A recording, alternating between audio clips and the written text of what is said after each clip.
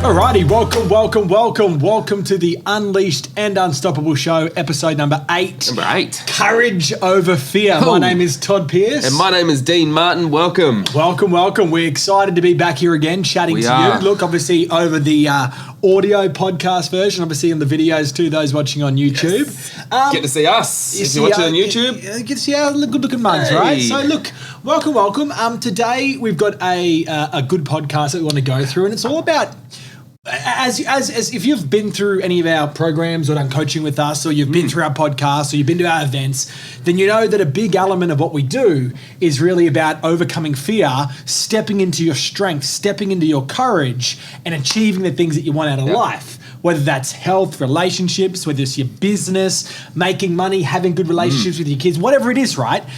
Everything that we want lives on the other side of normally our fears. Yep. And what are those things holding you back that you want to overcome to move forward to where you want to be? Correct. And most often the thing that holds most people back, right? And, whether you speak into like a, in a personal setting, they'll call it fear. I'm scared. You speak to professionals, they go, well, I'm just extremely stressed out.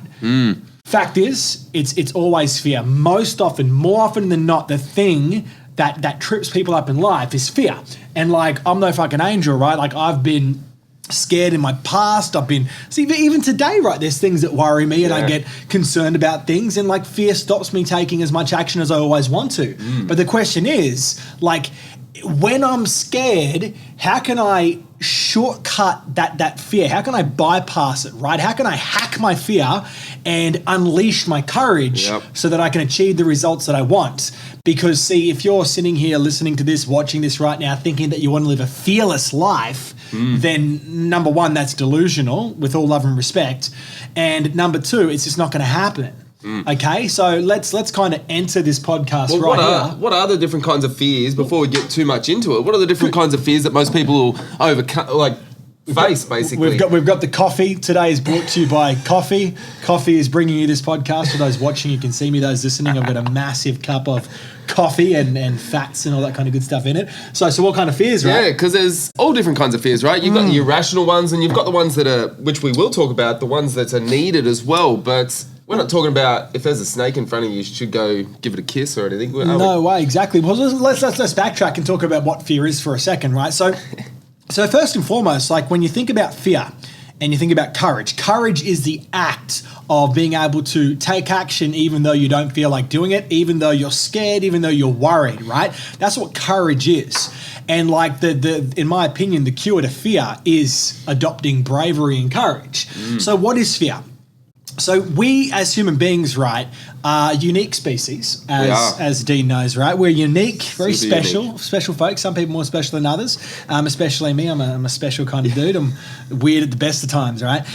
Ask my wife, she'll tell you.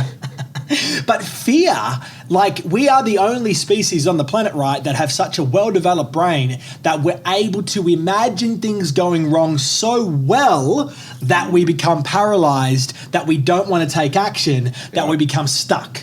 Because that's what fear is at the extreme end of the scale, right? It's the future imagining of things not going the way that we want them to go, right? So you think about this. I was listening to this...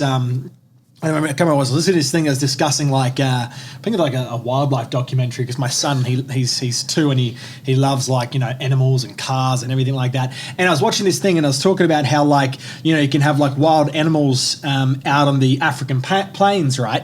And you can have a bunch of zebras. Now, if the zebras, they can be just chilling, eating grass, doing their thing out on the African plain, right? And there can be lions nearby that are not in a hunting configuration, and them zebras are chill. They don't care. If those lions are just laying down sleeping, the zebra would just kind of trot all around the lions, no fear, no emotional arousal to want to run away and escape, right? But as soon, and get this, I want you to I'll put this in perspective in 2 seconds, right? So as soon as the lions start to form a hunting configuration, boom, the zebra now are on high alert, right? Their stress response activates and they're looking to escape, right? And when you think about it, that's very short-sighted on the behalf of the zebra, because, see, the lion might not want to eat you right now, but like tomorrow, Eventually, that lion's going to want to have a schnack of your butt, right? I think I've seen this show. It's Madagascar, right? Yeah, something like that. But it's interesting, right? So it's very short-sighted, it's very present state. Whereas human beings, right, we've developed these parts of the brain, and you know, we develop parts of our circuitry that enable us to not just worry about what can damage us right now, but also start to future pace that out to what can damage us in the future. And that comes full circle now when we discuss what is fear. Fear lets us see things that can damage us. What does damage mean, you might wonder?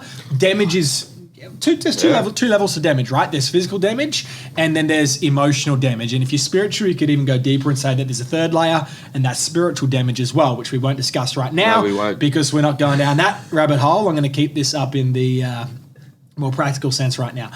So you say there's three levels, right? There's spiritual damage, there's emotional damage, and there's physical damage. Today we're just going to talk about the top two, which is physical and emotional. Because, you know, when you look at the stats, what you see is that more people are scared of public speaking than they are of dying, right? Think about that. That's a big one, right? It's huge. So why? And you got to think, why? Why is that? Why is it scary for someone to get up in front of judgment, rejection, which is self-worth, emotional damage, right? That's emotional damage, and we want to avoid. It's funny, emotional damage hurts just as much as physical damage does sometimes, to some extent, right? Especially to the parts of your brain that actually matter. So fear is the thing that is there to protect us from physical and emotional damage. And like, we've got this little part of our brain, right? It's called the amygdala. And it's basically like this threat detection unit, right? And what it's doing, we're constantly like scanning the environment around us, right? Looking for things that could hurt us. Yeah? And like, what's important to understand in regards to the spectrum of people's stress response is that, like, there are some people that have got naturally, right, whether it's whether it's due to their neural architecture. What I mean when I say that is whether it's due to the fact that their brains are constructed to have developed in a way where they've got less responsiveness to fear and stress, or, you know, whether it developed in a way where they've got more, they respond more to fear and stress. Some people have got like myelin sheaths around their fibers that go into the amygdala that cause them to access fear faster. And that's biological, right? That's the reason why some people can be more fretful and fearful than others. And that's entirely due to their architecture of their brain. Yeah. But the fact is that at the end of the day, the fear is specifically there to keep us safe. Yep. And that's what's really important, which is why when we come full circle, we talk about it's silly to try and be fearless. And what's more important than being fearless is developing the internal systems or structures or pathways inside that enable you to step up, to embrace your confidence and your strength and act even though you're scared. Yep. That's the secret. That's bravery. That's courage. That is something that, unfortunately, due to the way that the world is kind of moving in certain parts of the world today, that is also being removed from people's experiences growing up. Because what we see, right, is we see in schools, and we see some, let's say they think they're woke, or they think, and quote unquote woke, if you're just listening, I'm doing the big old bloody bunny ears right now, man. Like, you know, woke parents and woke teachers and woke institutions that think the best thing that they can do is give, you know, the kids 50 million different rights, right? Give me all the rights. I have the right to feel like this. I have the right to be scared. Shut the fuck up, okay? Stop bubble wrapping people. Yeah, I said it, okay? If your panties in twists, too damn bad. Stop bubble wrapping people, yeah? Like, you know what I'm saying? We must go through a lot of bubble wrap these days. Mate, well, you know, I get agitated as hell about this kind of shit. Like, stop bubble wrapping people, because what you're doing is you're stopping every single time you try to protect your kid from something that's potentially scary or might hurt their feelings or make them feel a bit upset. You are right there blocking them having an opportunity to get some growth. Yeah. Right? Like, you know, I've got one son. He's just about 2. Dean's got 1. Don't know how it is. About 12 months old now. Almost. Yeah. He's almost walking. And like, I've got another one on the way. So like, and it's funny because like, as a dad, and I'm a very engaged and active dad, right? And like, I see him do things. And like, as a dad, and you know this too. I don't know about you, just let your son fall over. What am I talking about? I let him fall over and sort of experience those things. Otherwise, how's he going to know what it's like if we protect him from everything? Correct. And that's the thing, right? You have to let your kids experience things, right? And then obviously, we don't have necessarily much structure when we do these podcasts. We have some ideas that we want to talk about, and we kind of go where it goes. But how is it possible that today we have, I think statistically speaking, 1 in 4 people suffer anxiety. Yeah. Right? 1 in 6 people suffer depression, and then obviously there's various, correlation between how many people feel depression and anxiety. So they've got both. They've got both demons on their shoulders, so they feel pretty shit. But how is it possible? Why are we getting more and more cases of kids that are getting put on medications, they're getting put on dexamphetamines, they're getting put on antidepressants, you've got childhood depression.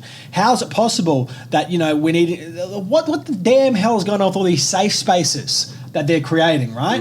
What the damn hell is going on? Why are we becoming more and more messed up when we've got more and more opportunity, we've got more and more resources, especially in Western developed cultures, right? Like the US, UK, Europe, you've got Australia, New Zealand. Well, New Zealand's basically Australia, right? To all the New Zealanders watching this, it's okay. It's a joke. We don't want you. That's a joke as well. But how's it possible, right? How's it possible that we're becoming more and more fearful and we're becoming less and less resistant to these things? Is there more today around that's going to hurt us than there was 100 years ago? I'm assuming if you're sitting here watching this and you've been through a number of these with me, you're probably saying, no, there's not. It's on the same wavelength as us. But go back 200 years ago. Was there more or less that could kill us 200 years ago than there is today? Yeah, stepping out of a cave and seeing a saber-tooth tiger or something. Not 200 years ago, mate. What are you talking about? Jesus. 200 years ago, right? You go back there, you get smallpox, okay? We don't have penicillin. Yeah. You get it. There's so many things that could kill you. Just go back 200 years ago. Go back 100 years ago. There's so much that could end your life, so much more to be scared of, yet people weren't as responsive to fear like they are today. So what the hell's going on? Right, and this is just our opinion, or I'll save Dean. This is my opinion. All right, you can burn me at the stake if you want to. I feel like we're bubble wrapping people way too much, and let's talk about how and why that's a problem, and then come full circle on the story. So my son, he just recently started going to preschool, and the ladies at preschool said that he really loves his risky play, Todd. I'm like, risky play? Yeah, risky playtime it's called. I'm like, right, which is? He goes, climbing on things, jumping off things, and, all the rough and tumble stuff. I said, being a little boy. Yeah, I suppose so. I go, okay, yep, cool. Risky play, that sounds more adult time to me, isn't it? I don't know, mate. Don't know what kind of play you're getting involved in. Anyway, we'll leave that one over there in the shadows. So he likes risky play. And it's funny because, as a dad, my son, I said he's almost 2. He's like a little bull, right? He's a Taurus as well, which is funny because we call him a bull. But, he loves to get out there and play with the older kids. And, as a parent, you stand back and you watch, these bigger kids that are, 5, 6, 7 years of age. And then you've got your son or your baby, right? And, when it's your first, it's kind of oh, my God, it's my baby. It's my precious little thing. And, I have to, catch myself because... there's a fine line. I know that, yes, he could be pushed over by an older kid. Yes, they could be mean to him. Yes, they could take a toy off him and that hurts his feelings. And, as a dad, I want to get up and go, hey, what the fuck are you doing to my kid, you little shit, hey? Where's your parent? Obviously, your parents did a damn bad job at raising you, you little shit. Right? Go over there and, get on him to crack on with him. Oh, mate, get on with the parent. Fucking, hey, your dad. Where's your dad, huh? I'm going to teach him a lesson about parenting.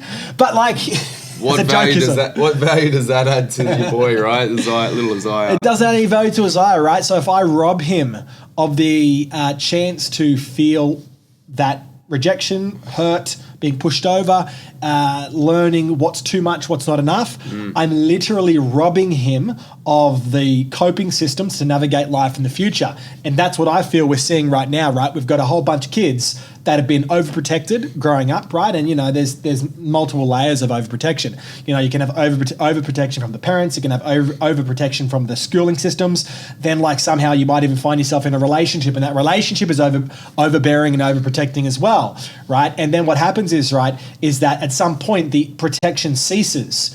And that's when people can have these crises where they break down and everything becomes too hard. Next thing they know, they're in a psychologist's office or they're in a nut house, or they're having this breakdown because all the things that were protecting them before now are no longer there, and they don't fundamentally have those resources inside to be able to deal with the normal natural flows of life, right? Life is not this big, natural, beautiful thing, right? Life is scary. Life can be hard. Life is challenging, right? There are these girls that when walking through the Middle East, I think it was, they trekked, I think they were Swedish or from some sort of like... European. Yeah, somewhere. It was like Swedish or they're from Finland or something like that. Anyway, they decided to go alone backpacking through the Middle Eastern country. Can't remember where it was. Anyway, long story short, they were raped and they were killed. Yeah? And like everyone was appalled. Like, oh my God, this is because they're women. They're women. This always happens to women. Look at these men doing these bad things to women. It's like, well, no, hang on a second. They went backpacking as women through a part of the world that by all rights you should be knowledgeable enough to know that it's not safe. But like, once again, what happens when you bubble wrap the shit out of a culture? You start to think that you're always safe. And the fact is you're not. Like, you're not. Like, I've had some horrible things happen to me in my life. Like, I've had an instance when I was in my teens where I was kidnapped. I was like chucked in the back of the car, held at gunpoint, and like that's scary, right? But like, and then there's some people that literally experience nothing, where they walk outside, someone says, "Ooh, I hate your pants," and then they go inside and cry for a week, right? It's like, we're not getting exposed to things that will teach us that, hey, I'm not going to die if somebody uses a word that I don't like. Yep. Hey, I'm not going to die if I fall over and I scratch my knee. Hey, I'm not going to die if I lose this job. Hey, I'm not going to die if I leave this relationship. Hey, I'm not going to die if I don't get into a damn relationship. Whatever happened to sticks and stones may break your bones. No way, bro. Sticks and stones may break my bones, but words will kill me. That's what it seems to be like these days, isn't it? That's like, words will absolutely kill you. They will. Sticks and stones will break my bones, but words will end my life. There you go. There's the quote for 2020 Sticks and right stones there. have got softer, obviously. 100%, mate. Sticks and stones will... anyway, proceeding. But yeah, anyway, these girls, right, they were killed, they were raped, and like there was this whole uproar. It's like, and I remember reading this post about it, which is hence why I'm talking about it right now. It was this written by a silly fourth wave fucking feminist. Like, I love feminism in its true form, which is that, you know, women should have the same opportunities as men, and that's normal and that's natural, and they shouldn't be oppressed and such. But I hate this disgusting version of feminism that's out there today, especially this fourth wave feminism that's like hate men, because that's what it's kind of like, right? It's not about women's rights anymore. Now it's about tearing down men. And it was written by a woman that was very much of that mindset based on how she wrote this post. And she was like, you know what? This is ridiculous that in 2000 and whatever the fuck it was, 2017, 18, I can't remember exactly when it was, that a woman can't even backpack through a country. I'm like, hello? Like, if you were a white dude cruising through that country, there's a good chance that you'll be captured and like fucking your head cut off, right? Yeah. Like, hello, it's not safe. Yet people get bubble wrapped and they don't get exposed to the right kind of things growing up, and then they're just completely oblivious, right? They lack common sense. Yep. It's often said, right? Common sense is not common. So let's come full circle now and talk about this whole fear thing, right? And like my son, so I want him to experience the pains. Because what that does is it teaches him, it trains his brain, it gives him the neural architecture to not be overwhelmed when he gets older, right? Like, if you try to overprotect your kids, what happens is you rob them of the chances to become courageous, right? So it's this fine line. So we're kind of there now, right? So let's talk about that. So we've talked about what fear is. Obviously, fear is a protection mechanism that we've got, and what it's there to do. And this is my opinion, right? Like, in my opinion, fear is there for two reasons. Well, let's say three reasons, right? Number one, to protect us from damage, both emotional and physical. Number two, if we go below that, I'd say fear serves the purpose of making sure that we've prepared enough for whatever activity or task we've got coming up, which is important, right? Because like, if you're feeling, let's talk about like college exams. I dropped out of school in year 10, so I never had to do any of these bad boys. But I've coached kids and I've coached high school students that were experiencing stress and overwhelm in regards to their high school shit that they fucking do in year 12.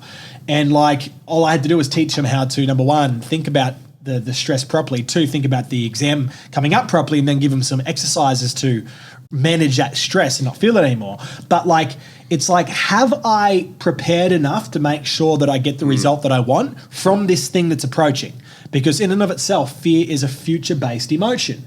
It's you fretting about something, worrying about something that is yet to happen, right? I think it was Stephen King, the author.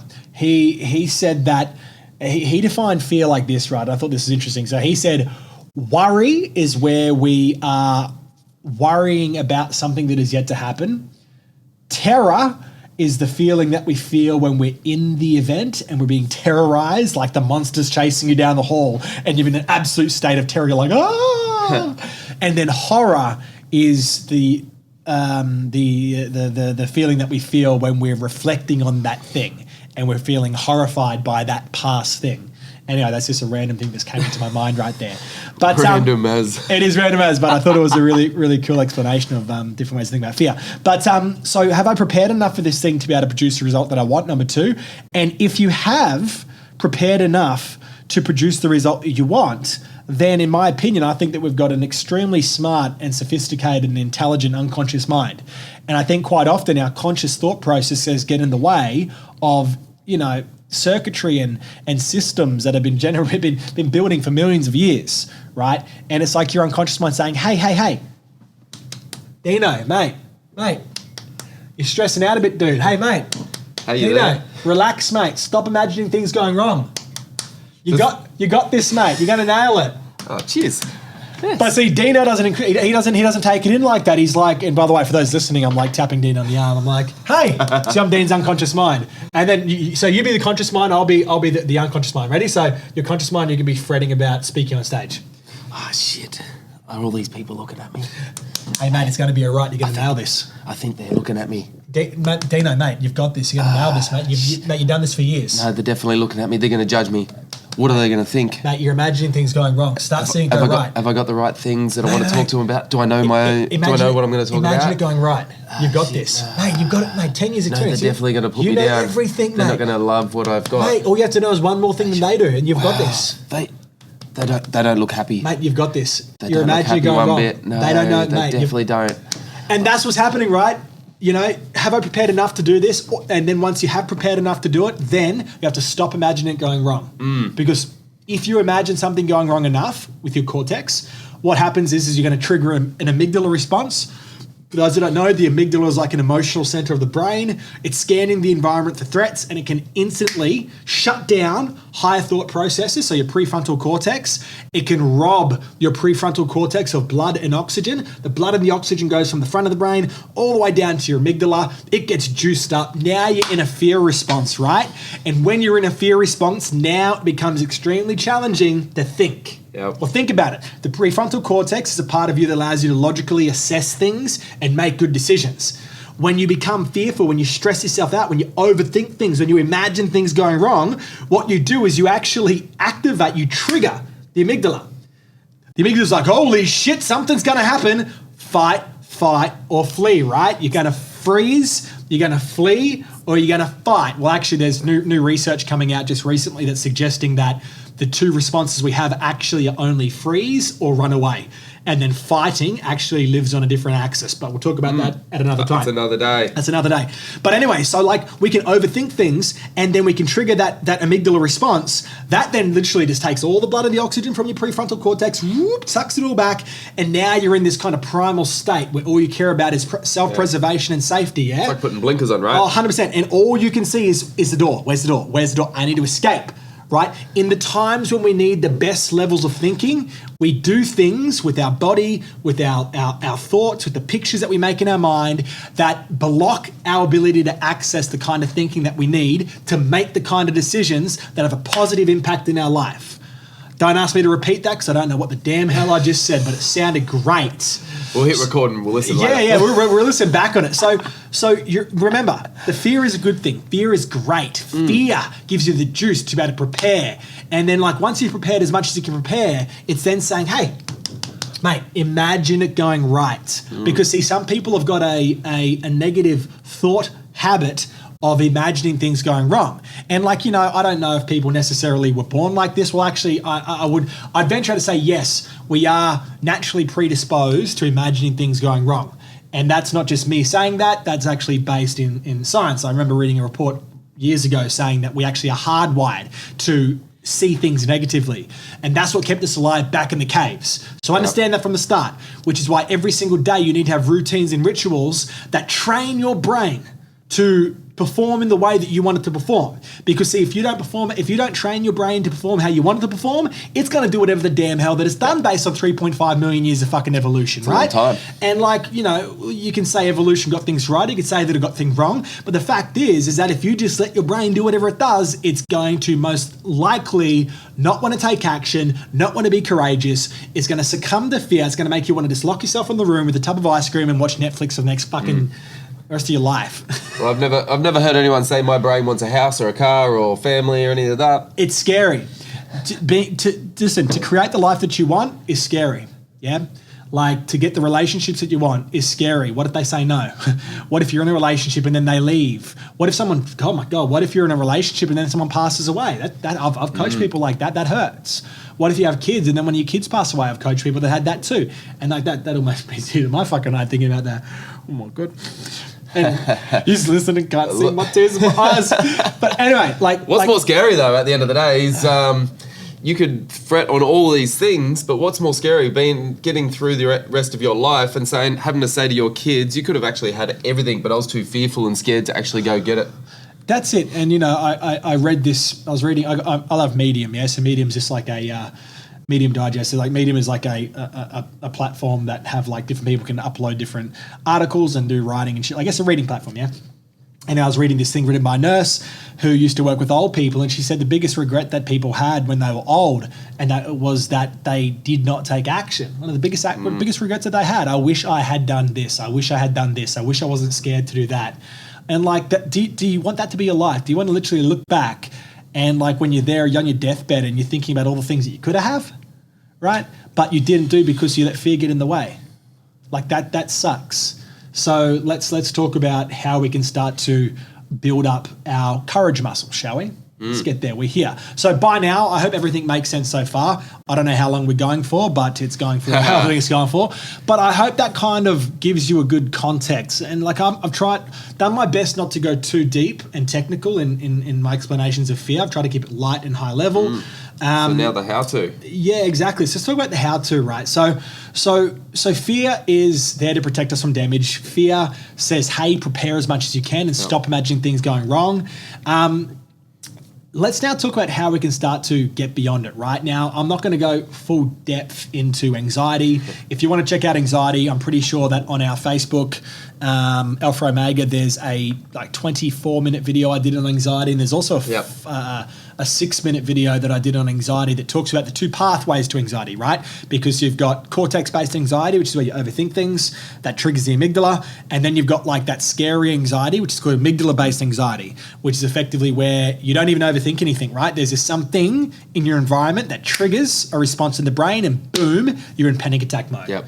Right? So jump on our Facebook. Jump on that. Check out that. I describe exactly how you can overcome those. Yep. But it's relevant just to quickly reference that because it's going to kind of link into this how-to section right now. So how do I start to become courageous and brave and have courage over fear? Well, what you have to understand is that like every single emotional the spectrum of emotions that you have and to the extent that you can feel and express each emotion is like a muscle. Yeah. And people's big issue that they have when they try to become brave or they try to increase their happiness or their confidence or whatever they try to increase is that sometimes they do too much, right? They do too much. And what works quite well in regards to becoming quite brave, and there's two kinds of therapy that you can do with anxiety, right? You can do what's called progressive desensitization, which is effectively where let's say that you're scared of elevators and the thought of an elevator just makes you freak out. You wouldn't just go jump in that elevator straight away if you're doing a progressive desensitization method. You'd picture the elevator and that would then desensitize a bit. You realize I'm not going to die. Then you might look at the elevator and you desensitize that. And then you might walk up and press the elevator button. And then once again, you desensitize that. So it's down like 10 out of 10, you're freaking out. 1 out of 10, you've got basically no response. You want to be bringing that down, right? And then you're progressively adding another layer, or like you're looking to overwhelm it layer by layer, progressive overload, if you would.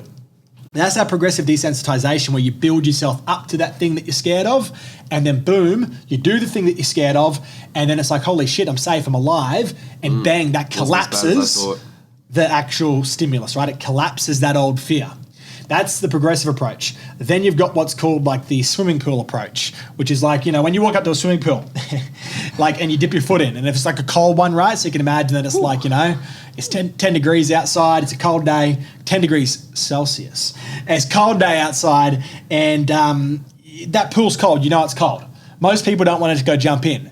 And what they do is they dip their toe and they're like, oh shit, that's cold, right? However, anybody that swims and anybody that's jumped into a pool knows that, like, even if it's cold at the start, if you jump in, what happens after a while? You get used to it. Get used to it, right? Your body acclimatizes, warms up, you start to feel it less, and then you start to feel good, right? So that's the other approach. It's kind of like, here, I'm scared of snakes. You're scared of snakes, are you? Catch. And they catch it. And there's the snake's on them, right? And, like, they don't die. And then they realize that they're okay. And what that does too, it also collapses the trigger. It collapses that thing, that collapses that fear. So let's talk about how to become courageous, because I don't want to talk about how to collapse the fear, because that's one thing, right? What I want to talk about is how do you become brave and step over your fear, right? So think about it like building muscles, yeah? There's 3 things I want to talk about right here. Number 1 is routines. Number 2 is going from small to big. And number 3 is a variation of Mel Robbins. By the way, if you've not read Mel Robbins' book, The 5-Second Rule, I highly recommend it, right? It's an amazing book. Super straightforward. Her life was burning down around her, and the way that she responded to this chaos in her life was she wanted to avoid it, which is a common pattern that people have. A lot of people have got issues in their life, and what they do is they either try to avoid it entirely or they try to distract themselves, which in itself is another avoidance pattern. So her pattern that she ran was she just sleep in. She wanted to sleep rather than face the chaos in her life. And that was creating its own set of chaos, as you can imagine. She wasn't getting the kids to school, the kids had no lunch, and then chaos. There's chaos everywhere. The house is on fire, everywhere. And she was fucking sleeping through it, right? So she came up with this idea, she kept pressing the snooze button. And what she did, she watched a NASA countdown the night before, right? And she's like, geez, Mel, what if I go 5, 4, 3, 2, 1 and then just try to get up? Next day, she did it, shocked herself. She goes, 5, 4, 3, 2, 1, go, Mel. And she got up and she goes, oh my God, I'm moving. What is going on here? I got to get the kids' lunches ready. 5, 4, 3, 2, 1, go, Mel. She goes, oh my God, then I've got the kids' lunches ready. And then once again, long book short, she changed her life 5 seconds at a time, right? So let's talk about that, because sometimes there's things that we have to do, but we don't feel like doing it. But if you were to wait always until you felt like doing something to get something done, you will never, ever get anything done. You will never get the body that you want. You'll never get the wealth that you want. You'll never be as happy as you want. You will never get what you want. Let's make that crystal clear. If you wait to feel like doing something, you'll never get anything done, or you'll get a marginal level of success compared to the great amount of success that you actually deserve and you're actually capable of. Most people wouldn't even get out of bed. No fucking way. Right? Wait until the energy kicks in. They keep pressing the snooze button. It. No way. And once again, that's as you know, and you did a video or post about that, right? It's like, you've got like these sleep patterns. I think you sleep in 90-minute increments. Yeah. Right? And like when you wake up naturally, like that point there, boom, that's when you've got the most chance of being awake and actually being awake. Yeah. If you try to sleep in for another 15 minutes, your brain tries to go down into another sleep pattern, right? And that's the reason why when you try to get up half an hour later, you're like, oh my God, I feel so groggy. More tired. Yeah, because your body's really small melatonin and all that kind of bullshit. Do you want to add to that? There's more hormones, more processes. It's a bit like, when you start up your computer, right? If you allow it to do the updates, when you start it, it's going to be a long period before you actually start it. Hence why when you do your updates, it's when you actually turn it off. Right? Exactly. At night time, do it so it's not going to interrupt you. Same with your body. Your body needs to recover and run through processes to actually help you recover. So it does that while you shut down, not while you're waking up. Exactly. So you have to understand, if you wait till you feel like doing something, then you're never going to get anything done. Yeah. So what I want to give you right now is a tool that allows you to break through that inertia. Once again, inertia basically says that, when something's not moving, this is physics 101, right? An object that's not in motion takes a lot of force to get the motion going on. However, once again, physics 101, an object in motion tends to stay in motion, and that's called momentum. And what I want to help you get right now is momentum in life. And having courage over fear is like the secret to getting momentum in life. And the secret to getting that momentum from the start is, how do I start doing something when I don't feel like doing it? Yep. And we can thank Mel for this, right? Hers is a 5-second rule, which is 5, 4, 3, 2, 1, go. For me, that's too slow. You can find the sweet spot, but basically based on the science and the research that she's done, read the book if you want all the research and the data and all that kind of bullshit. Basically, you've got a 5-second window. So when you think about doing something, right? And let's say it's something challenging, it's something scary, it's something uncomfortable. See, we try to avoid uncomfortable situations. We try to avoid things that make us feel hurt. Look up there. There's no growth in comfort. That's our motto, right? Like, our whole thing is pushing ourselves out of our comfort zone so that we can get growth. Like, I went for a run yesterday. I've currently been sick. I had a sinus infection that kind of knocked me out for a little bit. And it was horrible. I went for a run. Now, I normally average about 4-minute 15 to 4-minute 10 kilometers. Don't ask what that is in miles, but that's what I normally get, right? 4-minute 10 kilometers. I went out yesterday and my body's obviously not responded too well to being sick for a couple of weeks. And I'm doing 5-minute 30 kilometers. Which for me, that's appalling. I don't like that. But it's funny, there's a point on my run where it's normally about the 6 or 7 kilometer mark where I'm running up a hill. I tell this in live seminars too. And I always get there, right? Whenever I get to the hill, it's at that point where my legs are burning, don't feel good, I'm out of breath, I'm sweating, and it was like almost a 30-degree day yesterday. It was so hot, muggy day. And I'm running up this hill, and I'm just like, I just want to stop, Todd. And that there, if you allow that thought to continue, what's going to happen is your brain's going to talk you out of taking the action that you need to take to get the result that you want. See, I want to get strong, I want to get healthy, I want to get back in the ring and fight again. I box, and I know that if I stop, that's counterintuitive. That's not going to get me to the result that I want. So how do you do it, right? 3, 2, 1, go. I'm running up this hill. And then I've got this voice in my head that goes, there ain't no growth in comfort, Toddy. That's my little language pattern that I tell myself, right? That helps me overcome the fear.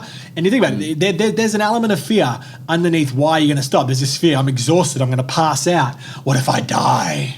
What if I die? What if I die on the side of the road right now? The more excuses and reasons you're going to come up with. 5 seconds. You've got 5 seconds before your brain starts to go and gather all the reasons why you shouldn't take that bit of action that you have to take, that you want to take, that's going to change your life, that's going to make you healthy, that's going to get you the body that you want, that's going to make you the money that you want to do, right? 5 seconds. The reason why we count backwards is because if I go 1, 2, 3, 4, 5, what's after 5? 6. -1, -2, minus. We're going upwards. Yeah. We're going up, mate. We're going up. It's like, if I go 5 and then there's 6 and then from 6 there's 7 and 8 and then it's next Tuesday and you still haven't made that fucking sales call.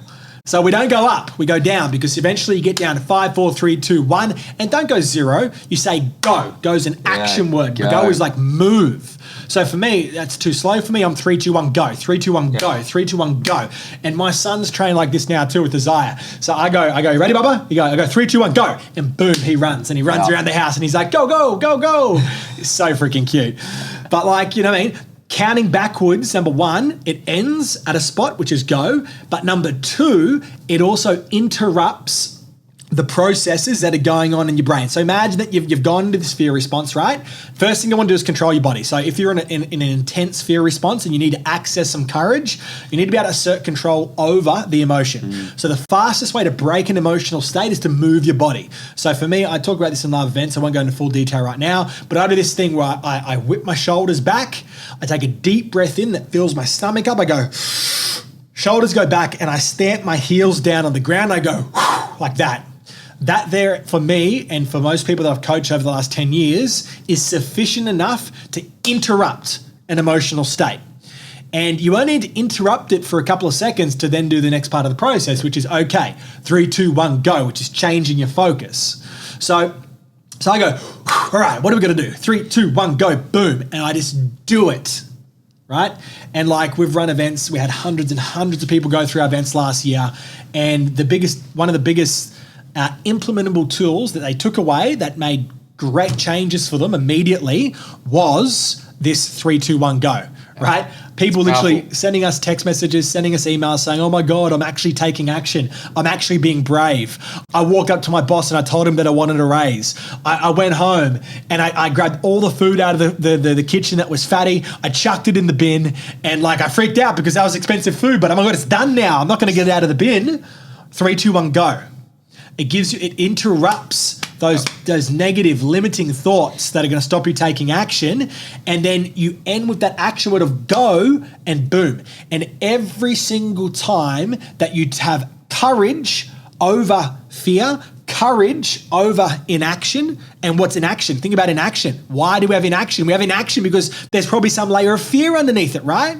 If you think about it logically, there's probably some degree of fear, stress, worry, concern, terror, horror underneath.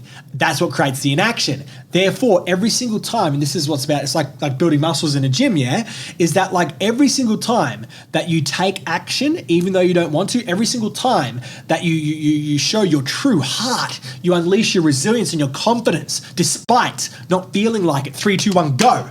That there builds up this super highway in your brain. If you've not seen the way that different neurons connect together as you do habits more and more and more, I advise jump on YouTube. There's like clips where you can actually see like the new formation of neurons and these pathways activating in the brain as new habits are formed. It's really interesting. But basically, what you want to do is, let's say that you're naturally been fearful, or you got knocked off the horse at some point in your life. You used to be brave, but then something horrible happened, and then you became scared and reclusive. Maybe you're in your 40s, and then you started to get agoraphobic, which is where you're scared of the outside world. You know what I mean? Like if you've got this goat path of courage, let's say, you've only got a couple of neurons connecting together, and that's like you being brave, you being courageous. However, you've got this like super highway, right? Like super highway with multiple merging lanes that allow you to access fear and to take no action, so having inaction. Then what we need to do is we need to start to repurpose that energy. We want to repurpose that energy from, and for those that are listening, I'm currently doing big old European style hand gestures right movements. Now. For those that are watching, you can all see that. But like you want to repurpose that energy right there into this new pathway right here, this goat track. We want to take this goat track and turn it into a superhighway whilst simultaneously dismantling that old superhighway, which was being fearful, not being brave, not taking action, being an overthinker, being a worrier, whatever it might be. Right? And the way that you do that is you just go 3, 2, 1, go. And it doesn't have to be big, right? Doesn't have to be big. Small movements. Start small, get bigger. By all means, if you want to go out there and just chuck yourself in the deep end, that's that swimming pool approach, you definitely can. I recommend doing it with strategy behind it, not just doing it willy-nilly, because if you've got strategy behind it and someone to help you, then you're going to get a much better result, because there's an implicit consideration inside of it, right? Which is that you risk, when you do jump in the deep end too soon, you do actually risk collapsing yourself, right? So it's the same thing. It's the muscle gain metaphor, right? So if you've never ever lifted weights in your entire life, and then you walked in, you got skinny little chicken legs, you're not strong at all, which is completely okay if that's where you are. But like, you don't go and chuck 200 kilos on each side of the squat rack and then try to squat 400 kilograms and you've never done it, right? Too much. Have some common sense. You don't go jump in a fire when you know it's going to burn you. Correct, right? So common sense. There's a degree to building up your courage if you want to do it in a healthy and a safe and an easy way that's sustainable, that doesn't overload you, which is just build it up. So it's like Mel said, she fixed her life 5 seconds at a time. And it wasn't all these big, there are going to be big things that you do in your life, right? These are called massive action moments. And those are the moments where you're going to be taking massive, big, scary actions. 3, 2, 1, go.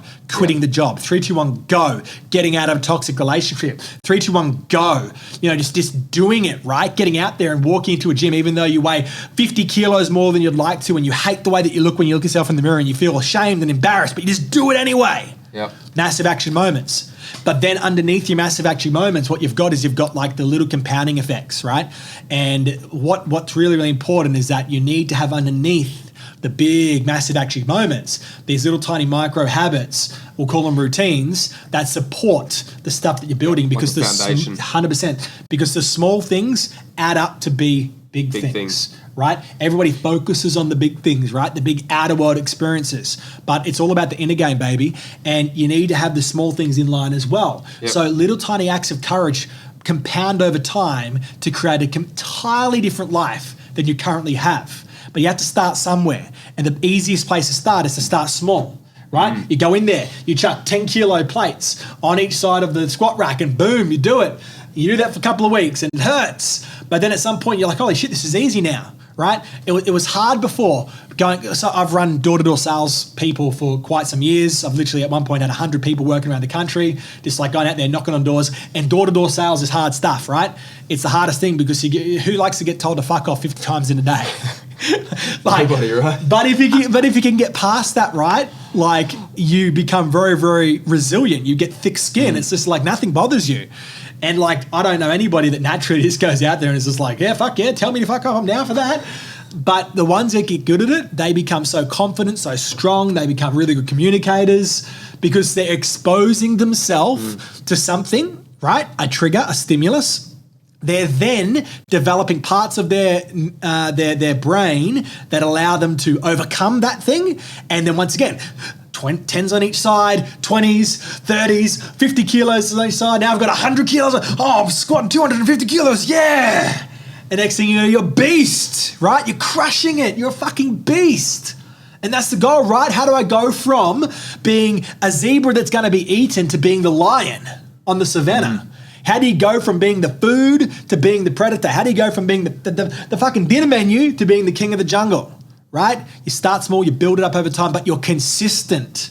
And that's the key. Yep. Right? 3, 2, 1, go. 3, 2, 1, go. 3, 2, 1, go. Standing up, taking the action, even though you don't want to. And what happens is you become that thing that you want. It's not immediate. There's no single person there's currently people that you look up to right now and you go, oh my God, I could never be like them. Hello, you definitely can. All right. Like people see me on stage and they see how I tend to operate in life, whether it's in a business setting or even my fitness and things that I do. And they go, I could never be in a spot where you are.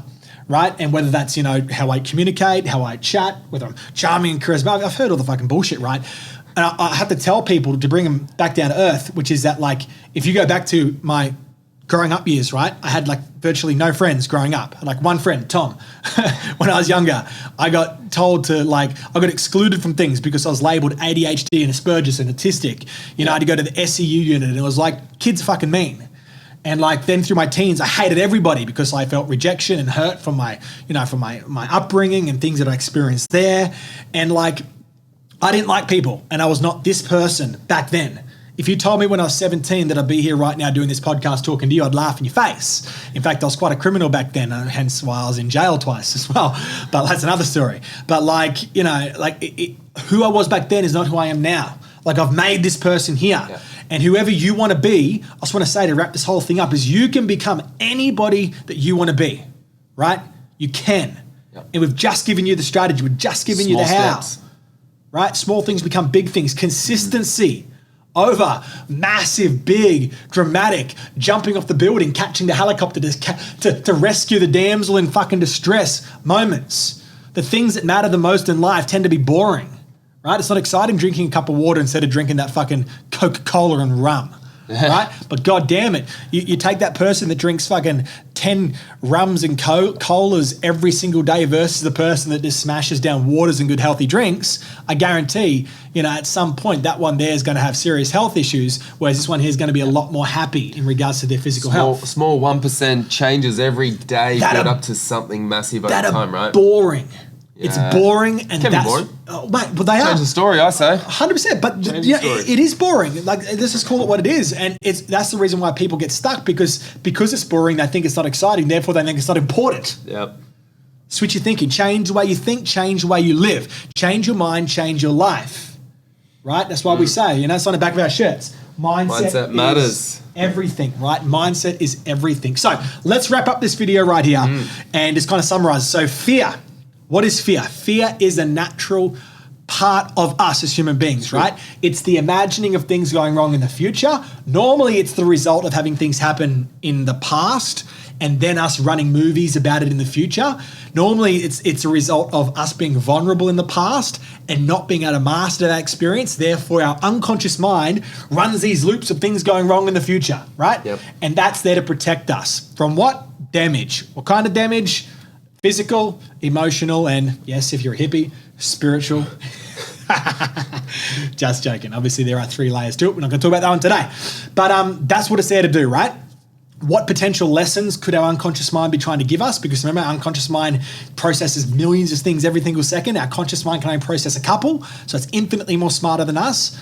Our opinion is that your unconscious mind is saying, hey, have you prepared enough to overcome this thing, to master this thing that you're stressing about? And if you have prepared enough, then stop imagining it going wrong. Start to picture it going right. And do those small things every day. That's right. 3, 2, that snowball. 1, go. 3, 2, 1, go. The initial push is hard. That's inertia. But once it starts going, once you start being brave a little bit, believe me, I guarantee if you just do what we've taught you in this podcast today, 12 months from now, you give me a fucking call, I guarantee your life is going to be an infinitely different space. You focus on what area of life you want to work on first. If it's your fucking finances that are shot and that are shit, boom, focus on it. Get a job, do something, start a business. 3, 2, 1, go. 3, 2, 1, go. 3, 2, 1, go. 12 months from now, you will have changed that area of your life. Create the snowball. But anyways, if you've enjoyed today's podcast, please give us a share. Give us some comments down below. Let us know what you think about today's podcast or any other podcast. Let us know. Engage with us, baby. We love to chat to you. We love having conversations. And once again, share it with people that you think need to see this. Give us a thumbs up. Give us a like. Give us a yell. And we'll see you guys next week. Take care. See you guys. Ciao now. Bye.